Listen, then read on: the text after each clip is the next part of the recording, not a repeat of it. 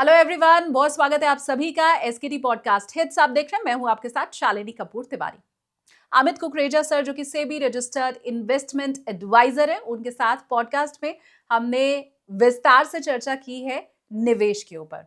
अलग अलग स्कीम्स में आपको पैसे कितने लगाने हैं, आपके पास लाइफ इंश्योरेंस होना क्यों जरूरी है, आपको गोल्ड में कैसे निवेश करना है, और सबसे जरूरी बात कि आपके पास इन्वेस्टमेंट के 6 मंत्रा कौन से होने चाहिए जिनका अगर आपने पालन कर लिया तो फिर बस तरक्की तरक्की होनी है। सारी बातें बताइए अमित कुकरेजा सर ने। तो चलिए शुरू करते हैं आज इस पॉडकास्ट का पार्ट 2। अब मैं उन महिलाओं के लिए आपसे सवाल पूछना चाहती हूँ। मैं ऑनेस्टली बताऊँ, अभी भी मैं ऐसी लेडीज को देखती हूँ जो गोल्ड में निवेश करती हैं सिर्फ और सिर्फ ऑर्नामेंट्स लेने के लिए। उसके पीछे रीजन ये है कि वो फ्लॉन्ट भी कर लेती हैं जी और उनको लगता है कि ये उनका इन्वेस्टमेंट है। जी आप जब उनसे पूछेंगे तो उन्होंने गोल्ड ईटीएफ सुना जरूर है, लेकिन वो जानते नहीं है कि उन्हें इन्वेस्ट करना कैसे है। जी मैं ये चाहती हूँ कि आप बहुत आसान भाषा में समझाएं जी वो लोग जिन्होंने अपने पोर्टफोलियो में अभी भी ज्वेलरी ही रखी हुई है गोल्ड के रूप में, वो कैसे दूसरा तरीका है या दूसरा जरिया है गोल्ड में निवेश का, वो आप समझाएं। जी। मैं थोड़ा सा कॉन्टेक्स्ट और बना देता हूँ। 2 या 3 कैटेगरीज की लेडीज़ हैं जो मैंने अपने इंटरेक्शन में देखा है। कोई लेडी हैं जो डिपेंडेंट हैं, लेकिन उनकी जो भी पॉकेट मनी है या सेविंग्स है उन्होंने ज्वेलरी खरीदी हुई है। कुछ लेडीज़ हैं जो इंडिपेंडेंट हैं फाइनेंशियली, तो वो समझती हैं कि सब कुछ गोल्ड में नहीं लगाना चाहिए। कुछ लेडीज़ हैं जो दोनों कैटेगरी में, लेकिन वो सिर्फ गोल्ड ऑर्नामेंट्स को बाय करने में बिलीव करते हैं। किसके लिए? अपने बच्चों के लिए। मुझे नहीं लगता आज की जनरेशन गोल्ड ऑर्नामेंट्स पहनना चाहती है। तो पहली बात तो आप अपने बच्चों से पूछिए, अगर उनको ऑर्नामेंट्स की ज़रूरत है तो रखें, नहीं तो नहीं रखें। जो आपको ज़रूरत है आप अपने लिए रखिए, लेकिन आप अपने बच्चों के बारे में या उनको सोचते हुए गोल्ड इकट्ठा करना बंद कर दीजिए।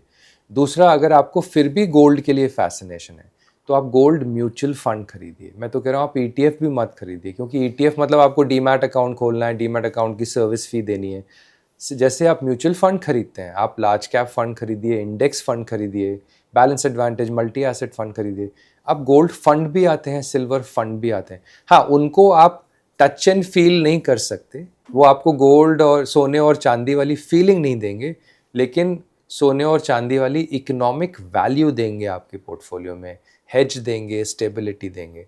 तो अगर आप गोल्ड के शौकीन हैं लेकिन गोल्ड की एसेट फॉर्म को फाइनेंशियल एसेट फॉर्म में रख सकते हैं, तो आप गोल्ड फंड खरीदिए म्यूचुअल फंड में, या फिर गोल्ड ईटीएफ खरीदिए डीमैट अकाउंट में। जैसे आप स्टॉक्स खरीदते हैं, आप बिल्कुल वैसे ही number of units gold ETF के भी खरीद सकते हैं। रेगुलरली खरीदिए, टाइमिंग मत कीजिए। हर महीने खरीद लीजिए 10,000 रुपये, 5,000 रुपये का गोल्ड ईटीएफ या गोल्ड म्यूचुअल फंड या सिल्वर म्यूचुअल फंड। तो आप इस तरह गोल्ड अपने पोर्टफोलियो में ऐड कर सकते हैं। इसका फ़ायदा क्या है? 10 साल के बाद जब आप गोल्ड बेचेंगे या उस गोल्ड, जब आपको गोल्ड की ज़रूरत होगी, तो ये गोल्ड ईटीएफ उसी प्राइस पे बिकेगा जो उस वक्त गोल्ड का प्राइस होगा। तो आपको ये नहीं लगेगा कि अरे मैंने गोल्ड की रैली मिस कर दी। आज अगर 1,40,000 रुपये गोल्ड है हाइपोथेटिकली, और 10 साल के बाद वो 14 लाख है सपोज, तो आज का खरीदा हुआ ईटीएफ 10 साल के बाद जो गोल्ड का प्राइस होगा आपको उतनी ही वैल्यू देगा। तो आपको एक बहुत अच्छा सेटिस्फैक्शन मिलेगा कि गोल्ड को स्टोर करने का खर्चा नहीं रखना पड़ा, लॉकर का रेंटल नहीं रखना पड़ा, मेकिंग चार्जेस नहीं देना पड़ा, और मुझे गोल्ड उसी वैल्यू, उसी उतनी ही क्वांटिटी में मिल गया जो मैंने तब खरीदा था। अब मुझे आप ये बताइए कि अगर मैं गोल्ड ईटीएफ में भी इन्वेस्ट कर सकती हूँ और अगर मैं फंड में भी इन्वेस्ट कर सकती हूँ, मुझे ऐसी कोई प्रॉब्लम नहीं है, उस कंडीशन में आपका फेवरेट क्या है? Gold ETF, gold fund? बिल्कुल। क्यों? गोल्ड फंड इजी है, सिंपल है। मेरे पास दूसरे गोल्ड फंड्स हैं जिनसे मैं उसकी परफॉर्मेंस कंपेयर कर सकता हूँ, एक्सपेंस रेशियो कम कर सकता हूँ। मेरा एक सेंट्रलाइज्ड म्यूचुअल फंड पोर्टफोलियो में गोल्ड फंड दिखता है। डीमैट में जाऊंगा ईटीएफ देखने के लिए मुझे एक सेपरेट लॉगिन देखना पड़ेगा, म्यूचुअल फंड के लिए सेपरेट। तो अगर मुझे कंसोलिडेटेड स्नैपशॉट चाहिए और कन्वीनियंस चाहिए, सिप की रेगुलरिटी चाहिए, परफॉर्मेंस की इजी असेसमेंट चाहिए, कंपैरिजन चाहिए, तो मैं गोल्ड म्यूचुअल फंड खरीदूंगा। ठीक है। ये भी जो कंफ्यूजन था मुझे लगता है वो दूर हुआ है आपका, तो इसके लिए भी मैं चाहती हूँ कि आप फटाफट से इसे लाइक भी कीजिए, बाकी लोगों तक भी बताइए कि आमिर सर की जो फेवरेट चॉइस है वो गोल्ड फंड है, ईटीएफ नहीं है। मुझे आप इसके साथ ये भी समझाइए सर कि आप, क्योंकि आप ये कह रहे हैं कि 10 से 15% हमें गोल्ड रखना चाहिए अपने पोर्टफोलियो में, क्या कभी ये राय आपकी बदलती भी है? मतलब क्या 2015 में ये राय आपकी अलग थी, 20 में क्या बदल गई, 25 में मैं पूछ रही हूँ, तो क्या ये 10 से 15% है, और क्या आने वाले और समय में इसमें तब्दीली हो जाएगी या ये कांस्टेंट रहता है? नहीं, ये बदलता है, हम सब बदलते हैं, हम सब प्रोफेशनली एनहांस होते हैं। 2015 में जो मेरी रिकमेंडेशंस होती थी वो होती थी 5% gold only in your portfolio. 2020 में मेरी रिकमेंडेशन चेंज हो गई 10% gold only, no more than 10%। 2015 में था नो मोर देन 5%, क्योंकि उस वक्त गोल्ड के रिटर्न्स इतने इम्प्रेसिव नहीं थे। हाँ। आज मैं अप टू 15% बोलता हूँ गोल्ड एंड सिल्वर पे कॉम्बिनेशन। जैसे समय बदला है वैसे इन एसेट क्लासेस ने परफॉर्मेंस भी बदली है, और हमारी विजडम इसी में ही है कि हम डेटा को एनालाइज करके अपने डिसीशंस लें। हो सकता है 2030 में आप और मैं पॉडकास्ट करें, मैं आपको बोल दूं गोल्ड 0 होना चाहिए या गोल्ड 30% होना चाहिए। We will see how time unfolds, क्योंकि बदलते वक्त में हमें कौन सा रास्ता हमारे लक्ष्य के पास जल्दी लेके जा रहा है, हमें तो उससे मतलब है। हमें एसेट क्लास से इतना प्यार नहीं है, हमें तो सिर्फ अपने डेस्टिनेशन से प्यार है। तो हम उस डेस्टिनेशन पे कैसे जल्दी, अगर 10 साल दूर डेस्टिनेशन का पैसा मैं 8 साल में ही बना लेता हूँ, तो फिर उस 8 साल के पैसे में 8 साल में एक्यूमुलेट किया हुआ पैसा अलग करके सेव कर दीजिए और आप एंजॉय करिए लाइफ को। उसके बाद आप अपनी न्यू इन्वेस्टमेंट्स बंद कर दीजिए, you can splurge that money. तो we have to focus on reaching a milestone. कौन सा एसेट क्लास हमें वहाँ लेके जा रहा है और किस तरह का पोर्टफोलियो कंस्ट्रक्शन हमें उस में मदद कर रहा है, वो हमारे लिए डिसाइडिंग फैक्टर है। क्या जैसे आपकी गोल्ड एंड सिल्वर की रिकमेंडेशन चेंज होती है, वैसे ही क्या लॉन्ग टर्म और शॉर्ट टर्म की भी डेफिनेशन क्या चेंज होती है? ये मैं इस कॉन्टेक्स्ट में पूछ रही हूँ कि जो हमारे जेनजी है उनके अंदर पेशेंस बड़ा कम है, उनको 10 साल में अमीर नहीं होना है, उनको तो अगले 2 साल 3 साल 4 साल में होता है। वो आप जब उन्हें सलाह दें तो वो पलट के कह देते हैं कि तुम्हारी तरह थोड़े हम बुढ़ापे में अमीर बनेंगे, या तुम्हारी तरह हमने थोड़ी 60 साल की उम्र में रिटायरमेंट प्लान की हुई है, हमारी तो रिटायरमेंट भी अर्ली वाली है। तो क्या वो जो ये वाला जो हॉरिजन है उसमें भी क्या कुछ चेंजेस हो जाता है, उसकी डेफिनेशन बदल जाती तो है? इसका आंसर सिंपल है। आपको कैसे लगता है कि रिटायरमेंट अर्ली वाली है? 2 साल में आप रिटायर हो जाएंगे, आपको कैसे पता कि आप पोर्टफोलियो आपका उतना अमाउंट के लिए तैयार है? तो सबसे पहले तो उनको अपनी रिटायरमेंट प्लानिंग की एक मैथमेटिकल एक्सरसाइज करनी है कि अगर आज मेरा खर्चा 1 लाख रुपए महीना है तो मुझे, और मेरी उम्र 26 साल है और मेरी लाइफ एक्सपेक्टेंसी 85 साल है, तो मेरा पोर्टफोलियो कितना होना चाहिए कि वो मुझे इंटरेस्ट से मेरी कॉस्ट ऑफ लिविंग को कवर करे? तो पहले तो उनको रिटायरमेंट प्लानिंग की एक्सरसाइज करनी है।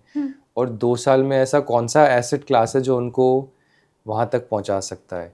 देखिए, जेनजी में जो क्विक रिटर्न का एक इंक्लिनेशन है वो उस वजह से भी है शालिनी कि they are coming from well off family.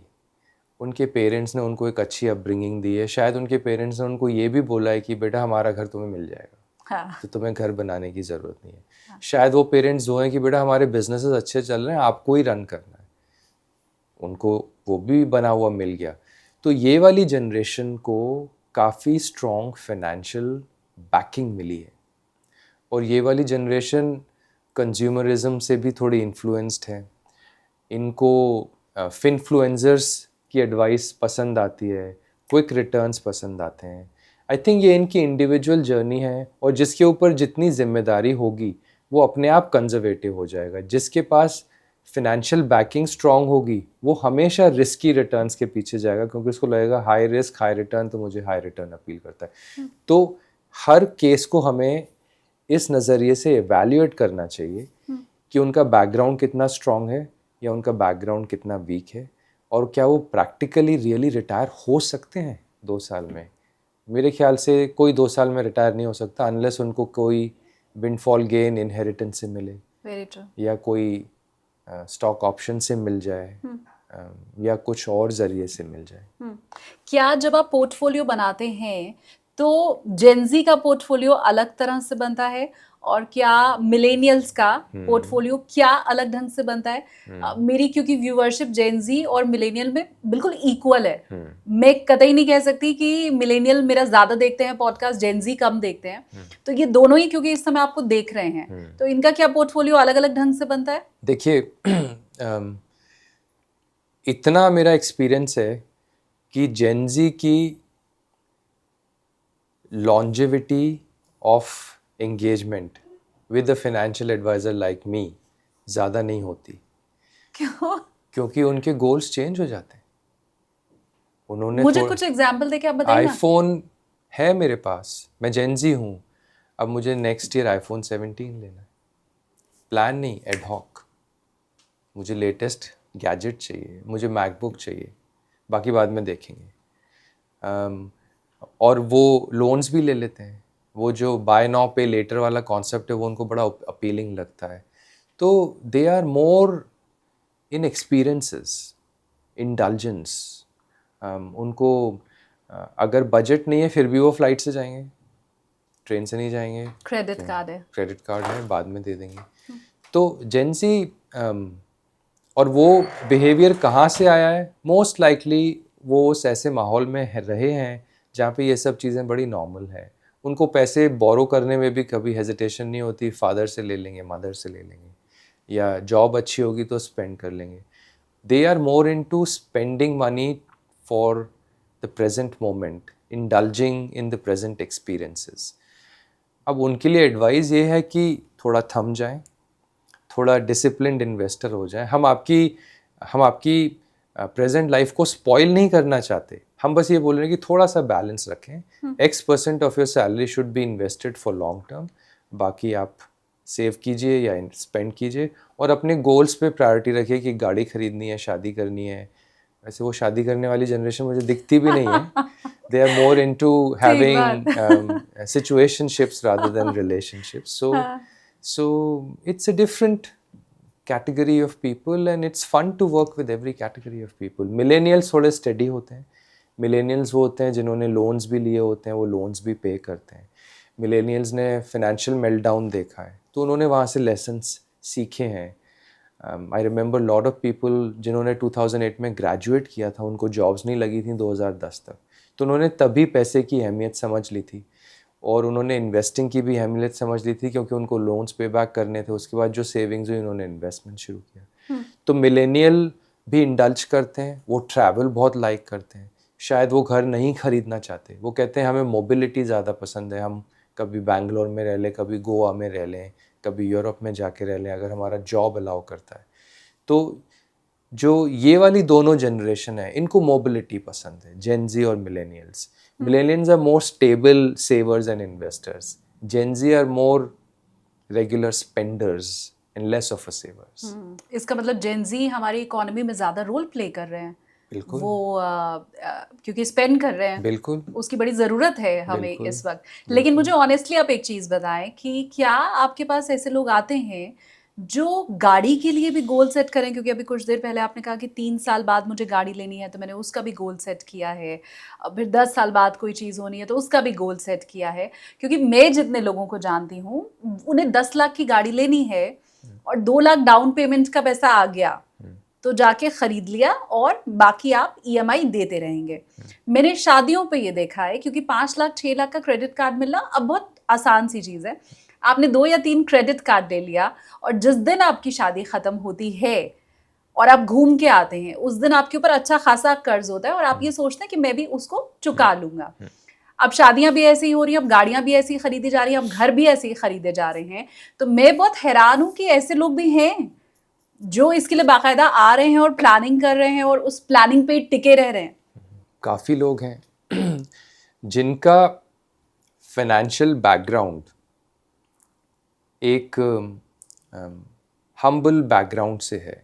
वो हमेशा प्लान करके चलते हैं क्योंकि उनके जहन में सरप्लस या अबंडेंस है ही नहीं। उनको लगता है हर चीज़ मेहनत करके मिलेगी, तो वो एंड स्लो एंड स्टडी तरीके से चलेंगे। अगर उन्होंने अपने पेरेंट्स को लोन पे बैक करते वक्त हार्डशिप में देखा है तो वो लोन लेने से डरेंगे। लोन लेना भी एक बिहेवियर है, वो बिहेवियर आपके बिलीफ से बनता है और वो बिलीफ आपके एक्सपीरियंस से बनता है। तो अगर आपने अपने पेरेंट्स को लोन को लेके इजीली पे बैक करते हुए देखा तो आपको लगेगा लोन तो एक लेवरेज है, एक कन्वीनियंस है, मैं भी ले सकती हूँ। लेकिन अगर आपने अपने पेरेंट्स को लोन लेके पे बैक करते हुए एक डिफ़िकल्ट फेज से देखा है तो आप लोन से डरेंगे कि कहीं मेरे साथ भी वो ना हो जाए जो उनके साथ हुआ था। तो ये वाली जो जनरेशन है जो अपने जॉब को लेके बड़ा ऑप्टिमिस्टिक है और उनको लगता है कि यार अभी तो एक एक्सपीरियंस क्रिएट करो ताकि मेमोरेबल रहे। शादी बार बार होगी नहीं, let's have a memorable experience. Honeymoon बार बार जाएंगे नहीं, let's have a memorable experience. गाड़ी बार बार खरीदेंगे नहीं, let's have a memorable experience. EMI देने की कैपेसिटी है तो लोन ले लेते हैं, सरप्लस मनी नहीं है तो वो overly optimistic about their job हैं, वो लोन ले लेते हैं और ईएमआई से अपना लोन पे ऑफ करने की कोशिश करते हैं। लेकिन उनको मैं यही बोलता हूँ कि देखो, डिप्रिशिएटिंग एसेट पे लोन मत लो, एप्रिशिएटिंग एसेट पे loan is healthy, financially healthy. घर खरीद सकते हो, घर वो खरीदना नहीं चाहते क्योंकि उनको मोबिलिटी पसंद है, उनको एडवेंचर चाहिए, उनको ड्राइविंग का फन चाहिए, प्लेजर चाहिए, तो it's okay, they should enjoy their life. We can only give them suggestions and guidance, बाकी वो कितना उसको अमल करते हैं वो उनके ऊपर है। We just need to be around and support them wherever we can। क्योंकि आपने भारत की अर्थव्यवस्था की बहुत तारीफ की है बीते वक्त में, हमने जितनी बात की है उसमें, तो मैं आपसे ये समझना चाहती हूँ कि क्या आपका कोई फेवरेट सेक्टर भी है अगले 2 से 3 से 4 साल के लिए, ताकि मैं बाकी जगह ध्यान ना लगाऊं और उन सेक्टर में ही ढूंढने की कोशिश करूं कि मुझे कहाँ हाई रिटर्न मिल पाएगा। अगले 2, 3, 4 सालों में आपको वो कौन से सेक्टर्स हैं जो लग रहा है कि बड़ा शानदार करने वाले हैं, पहली चीज़। और अगर उसमें भी कोई आप हमें टॉपिक आपका बता सके तो हमारे लिए सोने पे सुहागा हो जाएगा। ये सारे सवाल आरओआई हंटिंग के लिए हो रहे हैं कि हम कहाँ ज़्यादा से ज़्यादा कमा सकते हैं। हाँ, सब मैं अपने व्यूवर की साइड हूँ ना सर, मैं तो बिल्कुल उनका समझ फायदा गया, चाहती हूँ। बिल्कुल समझ गया। देखिए, बैंकिंग एंड फाइनेंशियल सर्विसेज हमेशा एक रोबस्ट सेक्टर रहा है। आप अगर निफ्टी इंडेक्स में भी जाएंगे, 26% of the index is banking and financial services. अच्छा सेक्टर है, it's the backbone of Indian economy. IT transition से गुजर रहा है एआई की वजह से। आईटी तो टेक्नोलॉजी तो चाहिए ही चाहिए, we have to have technology to grow. तो आईटी हुआ, बैंकिंग फाइनेंशियल सर्विसेज हुआ, फार्मा एंड हेल्थ केयर। देखिए, जिस तरह से हम लोग इवॉल्व हो रहे हैं, जिस तरह के लाइफस्टाइल डिजीज़ेज़ हम लोगों को अब लग रहे हैं और जिस तरह से हमारा वर्क एनवायरनमेंट चेंज हो रहा है, जो हाई रिस्क जॉब्स लेके बैठे हुए हैं, I am sure they are going to have health crisis. जो मेडिकल टूरिज्म इंडिया में है, जो ऐसा मुझे किसी एक फंड मैनेजर ने बोला कि globally the number of doctors that we have across the globe, 1/3 are Indians. Right. तो मुझे लगता है मेडिकल एंड फार्मा में और हेल्थ केयर में एक अच्छा ग्रोथ का अपॉर्चुनिटी है और वो बना रहेगा, स्टडी रहेगा। बैंकिंग एंड फाइनेंशियल सर्विसेज हैं, कंज्यूमर प्रोडक्ट्स भी अच्छा है, रियल एस्टेट हो रहा है इतना अच्छा है, तो रियल एस्टेट में जो सामान की ज़रूरत है वो सेक्टर बहुत अच्छा है। तो ये 4-5 सेक्टर, क्योंकि हम ग्रो करेंगे ना तो इन सेक्टर्स में डिमांड बनी रहेगी। टेक्नोलॉजी की डिमांड हमेशा रहेगी, बैंकिंग की डिमांड हमेशा रहेगी, रियल एस्टेट कंस्ट्रक्शन में जो आपको मटेरियल चाहिए उसकी डिमांड हमेशा रहेगी, कैपिटल गुड्स में डिमांड रहेगी, हेल्थ केयर फार्मा डिमांड रहेगी। ये 4-5 सेक्टर में अगर आप पैसा लगा के रखें, आई एम श्योर स्टेडी रिटर्न्स मिलेंगे, ज़्यादा वॉलेटिलिटी भी नहीं मिलेगी। और कुछ ना समझ में आए तो इंडेक्स खरीदिए, लार्ज कैप इंडेक्स हैं। और रिस्क लेना है तो फैक्टर इन्वेस्टिंग कीजिए। निफ्टी 500 वैल्यू 50 एक इंडेक्स है, उसमें लगाइए। Nifty 150 mid cap value index है, उसमें लगाइए। बहुत सारे इन्वेस्टमेंट ऑप्शंस हैं। किसी एक सेक्टर और थीम पे फोकस करने के बजाय आप जनरल इंडेक्स, फैक्टर इन्वेस्टिंग के इंडेक्सेस में पैसा लगाइए। आप उस सेक्टोरल की टाइमिंग से इतना पैसा नहीं बना पाएंगे जितना एक इंडेक्स और पैसिव इन्वेस्टिंग से पैसा बना लेंगे। उनमें भी क्या हमें आपका फेवरेट पता चल सकता है क्या? देखिए, जो मिड कैप में रिस्क ले सकते हैं तो आप, एक फंड है डीएसपी मिड कैप 150 वैल्यू 50, बहुत अच्छा फंड है। एक ईडलवाइस का फंड है, ईडलवाइस निफ्टी 150, मोमेंटम 50, दोनों फंड की स्ट्रैटेजी अलग है। एक वैल्यू पिक करता है, एक मोमेंटम पिक करता है। मोमेंटम में जब गेन होता है तो ज़बरदस्त होता है, फॉल होता है तो ज़बरदस्त। वैल्यू में गेन्स स्टेडी होते हैं, फॉल कम होते हैं। तो जो आपका रिस्क एपेटाइट है, आप ये वाले passive factor investing bets funds खरीद सकते हैं। स्मार्ट बीटा, इनको स्मार्ट बीटा फंड्स बोलते हैं। लो वॉलेटिलिटी एक कैटेगरी है, वैल्यू एक कैटेगरी है, मोमेंटम एक कैटेगरी है, निफ्टी नेक्स्ट 50 एक कैटेगरी है, बहुत कुछ है। और मैं हमेशा ये डिस्क्लेमर भी दे देती हूँ कि आपको नाम पता भले चल गए हैं, लेकिन आपको हाँ। खुद रिसर्च करनी है इसके ऊपर। हाँ। और ये चेक करना है कि वो आपके लिए मुफीद है या नहीं है, राइट सर? बिल्कुल बिल्कुल। और गोल कौन सा है जिसके लिए आप ये इन्वेस्टिंग कर रहे हैं। हाँ। और परफॉर्मेंस स्टडी करनी है। And last but not least, आपका टेम्परामेंट है रिस्क और वॉलेटिलिटी को एम्ब्रेस करने का, वो टेस्ट कीजिए। इसको बोलते हैं रिस्क प्रोफाइलिंग। कैसे हम टेस्ट कर रिस्क सकते हैं? प्रोफाइलिंग के तो बहुत सारे क्वेश्चनर्स आपको इंटरनेट पे मिल जाएंगे। जब आप अपना इन्वेस्टमेंट अकाउंट खोलते हैं ना शालिनी, तो अब मैंडेटरी है सेबी के रेगुलेशन से कि इन्वेस्टमेंट स्टार्ट करने से पहले आपको रिस्क प्रोफाइल करना है। रिस्क प्रोफाइल आपको बताएगा कि आप अग्रेसिव इन्वेस्टर हैं, मॉडरेटली अग्रेसिव इन्वेस्टर हैं, कंजर्वेटिव हैं, बैलेंस्ड इन्वेस्टर हैं, या बहुत कंजर्वेटिव हैं।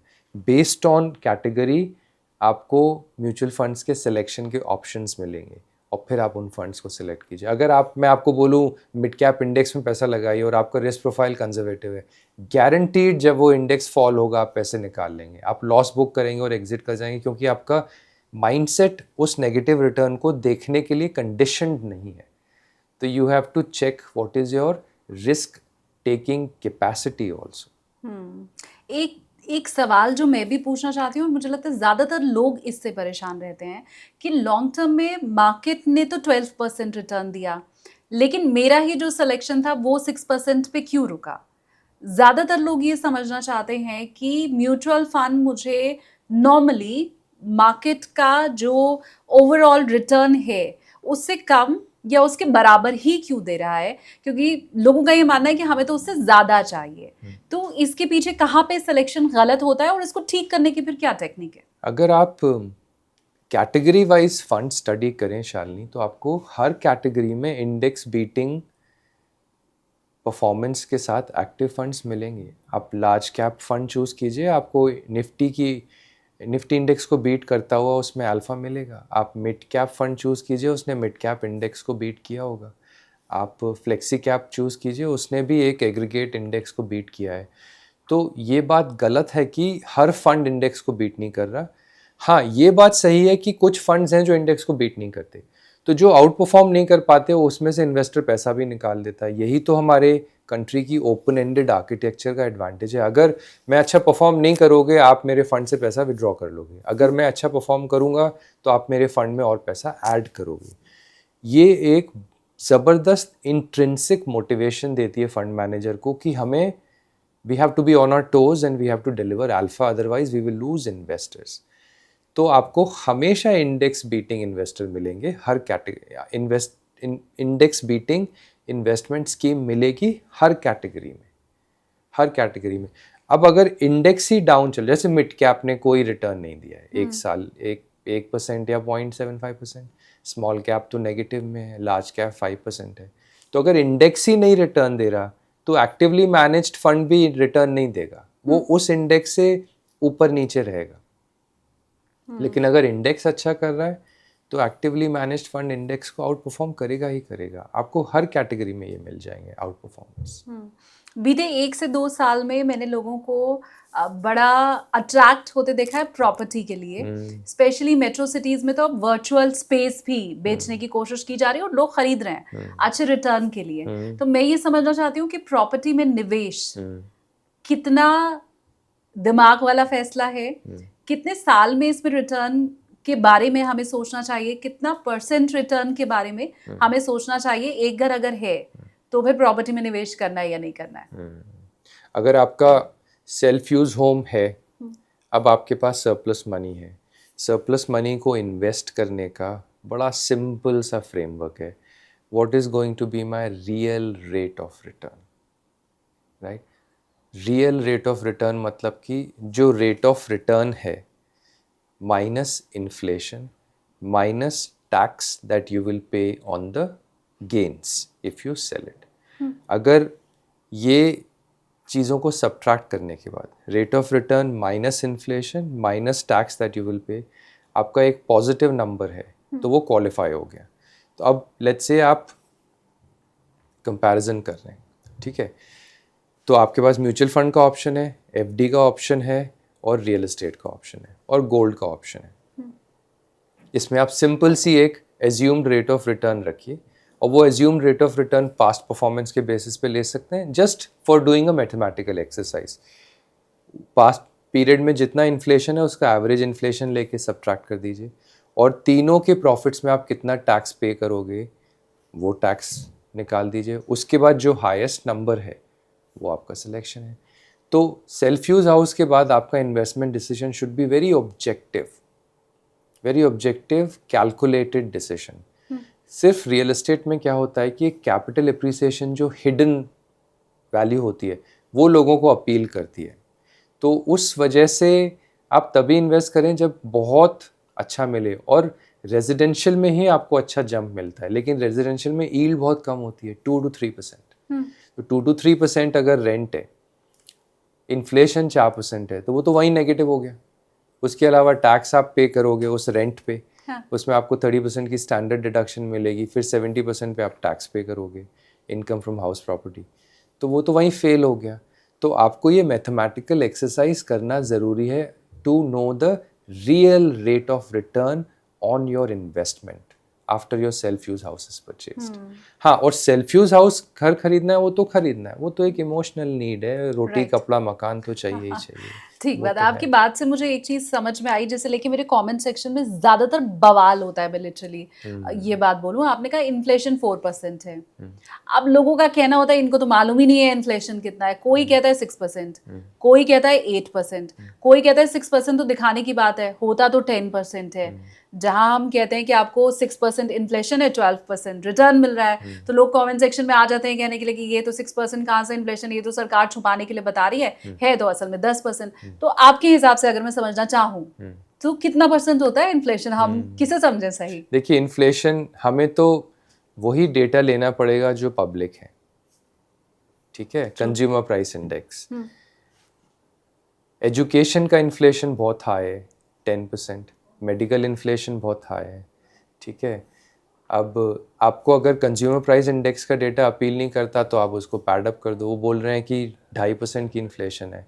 आपको अगर लगता है कि आपको उतनी सस्ती सब्जियां तो नहीं मिल रही, दाल चावल भी उतना सस्ता नहीं मिल रहा है, हर महीने बढ़ रहा है, तो आप अपनी इन्फ्लेशन ले लीजिए. जितना आपका इन्फ्लेशन का फिगर बड़ा होता जाएगा उतना रियल रेट ऑफ रिटर्न कम होता जाएगा, क्योंकि आपको वो घटाना है ना. हाँ. अगर आपका रेट ऑफ रिटर्न पोर्टफोलियो में 14% है और आपकी इन्फ्लेशन 6% है तो 14 - 6 8% पे आप कितना टैक्स दोगे वो भी घटा दो, फिर आपका जो रिटर्न बचा वो आपका रियल रेट ऑफ रिटर्न है. तो हमें तो बस रियल रेट ऑफ रिटर्न से सिलेक्शन करनी है, एसेट क्लास से सिलेक्शन नहीं करनी है. और रियल रेट ऑफ रिटर्न का डेटा हमें पास्ट 5 साल के डेटा से लेना है. तो ये एक कैलकुलेशन है जो आपको करके फिर आपको डिसीजन लेने. इसमें अगर आपको लगता है कि आप जिस रियल एस्टेट में इन्वेस्ट करने का सोच रहे हैं उसका रिटर्न बहुत ज़बरदस्त है और आपको लगता है कि आने वाले 5 साल में वही साइकिल रिपीट होगी सेम प्रॉपर्टी में, तो आप रियल एस्टेट ले लीजिए, नो प्रॉब्लम. हमें तो ROI मैक्सिमाइज करना है जो रियल ROI है, रियल रेट ऑफ रिटर्न. अब एक आखिरी सवाल मैं आपसे पूछ रही हूँ, क्योंकि हमने ये नई चीज़ आज जानी है कि हम FD का पैसा डेट फंड में डाल सकते हैं. अब मैं आपसे ये समझना चाहती हूँ, मैं चाहती हूँ मेरे व्यूवर्स मुझे कमेंट्स करके भी बताएं कि उन्होंने अलग अलग स्कीम कितनी ले रखी है जिसमें उनको ये झांसा दिया गया लिटरली कि आपको इतना % रिटर्न मिलेगा मेच्योरिटी के टाइम, आपको इतना प्रॉफिट होगा, और वो प्रॉफिट एक्चुअल कितना होता है ये आप मुझे कमेंट करके बताइए. अब सर मैं आपसे ये समझना चाहती हूँ, मैं उसमें LIC की भी बात करूँगी. LIC की अलग अलग पॉलिसीज़ हैं, बहुत से लोग यूलिप लेते हैं तो मैं उसकी भी बात करूँगी. बहुत से लोग टैक्स बचाने के लिए पॉलिसीज़ लेते हैं, वो लेने का उनका मकसद ही सिर्फ यही है कि इसमें तो हमें टैक्स की बचत हो रही है. तो ये जो अलग अलग पॉलिसीज़ है वो चाहे बैंक्स की है या LIC की है या यूलिप हम जो खरीदते हैं, उनकी कितनी जगह पोर्टफोलियो में होनी चाहिए, इन पॉलिसीज के आप साथ हैं या नहीं? सो आपके सवाल में शुरू में आपने टर्म यूज़ किया डेट फंड, हाँ। पर आपने जो भी प्रोडक्ट्स कोट किए वो कोई भी डेट फंड नहीं है। नहीं, वो अलग चीज थी। मैंने कहा वो तो हमने आज नई बात जानी। अच्छा, अब ठीक। ये नई बात हम ये और जानना चाहते हैं देखिए, आपसे। आपने पूछा LIC, आपने पूछा यूलिप, और तीसरा आपने पूछा बैंक प्रोडक्ट्स, मतलब फिक्स्ड डिपॉजिट्स। नहीं, अब अलग अलग बैंक की स्कीम है जिनमें वो ये बोलते हैं ये बच्चे के लिए आप, क्योंकि आपको 10 साल के बाद उसकी एजुकेशन के लिए चाहिए तो हम इतना % आपको रिटर्न देंगे, जो एक्चुअल नहीं होता है। नहीं होता, राइट। बिल्कुल नहीं होता। देखिए, LIC is an insurance company, और मैं बहुत ही कंट्रोवर्शियल बात बोलने वाला हूँ। They are meant to give you insurance, not investments. लेकिन मनी बैक प्लान करके उनको लॉन्च करना पड़ा क्योंकि लोग इंश्योरेंस के पैसे नहीं देते थे। ये क्या होता है, पैसे दिए और वापस नहीं आए। इंश्योरेंस की एक अपना महत्व है। इंश्योरेंस ज़रूरी है। जिसका परिवार एक अर्निंग मेंबर पे डिपेंडेंट है, कल को अगर वो नहीं रहेगा तो घर कैसे चलेगा, बच्चे कैसे पढ़ेंगे? तो वो इंश्योरेंस का केस है। इंश्योरेंस का केस बहुत ज़रूरी है for family who are dependent on a person. Life insurance company है, it's not an investments company. वो अलग बात है, उन्होंने म्यूचुअल फंड्स भी अब शुरू कर दिए। तो लाइफ इंश्योरेंस और insurance in any form on your life उस हद तक ज़रूरी है वो जिस हद तक आपकी लाइफ के लॉस को आपके फैमिली को बचा रहा है। वहाँ से आप रिटर्न्स की उम्मीद ना रखें।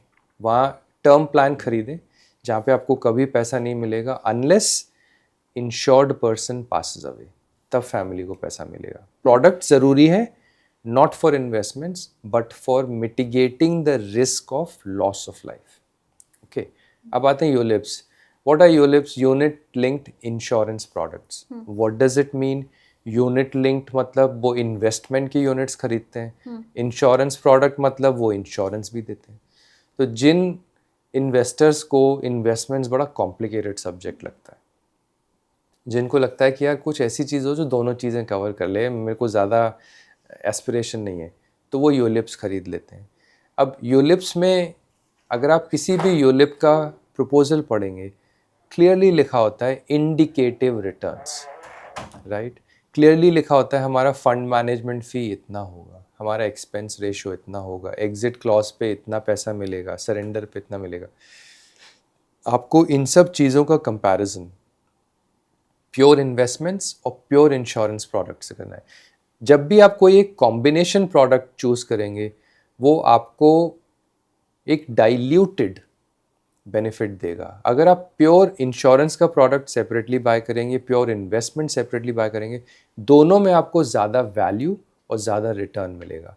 तो मेरा सजेशन इन्वेस्टर्स को ये रहता है कि आप यूलिप का प्रपोजल पढ़ें, एक्सपेंस रेशियो को म्यूचुअल फंड के एक्सपेंस रेशियो से कवर करें, इंश्योरेंस को उस इंश्योरेंस के प्रोडक्ट से कंपेयर करें जो प्योर इंश्योरेंस प्रोडक्ट है, जहाँ पे आपको वापस पैसा नहीं मिलेगा, आपको कहीं सस्ता प्योर इंश्योरेंस मिल जाएगा।